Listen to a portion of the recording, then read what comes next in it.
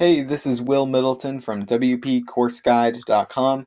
In today's video, I'm going to talk to you about how you can rerun the LifterLMS setup wizard.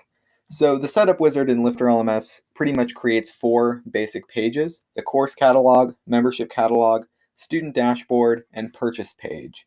And sometimes, I believe it runs automatically when you set it up, but in case you decided to skip it or something, you can always come back and rerun it. Sometimes you can run into a conflict that can be solved by rerunning the setup wizard. If you rerun the setup wizard, it's not going to mess up any of your courses or anything you've already created, but I'll show you how you can rerun that here. So we'll start by going to LifterLMS, Status.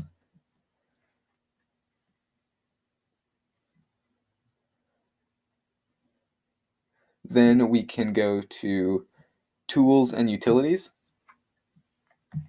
And from here we can see Setup Wizard, and we can return to the Setup Wizard. That'll launch the wizard, and we can run through again all of our setup if you need to change your currency or change payments and your page setup or anything. So that's a basic layout on how you can rerun the LifterLMS Setup Wizard. Feel free to suggest any videos down in the comments below if you want to see me cover anything.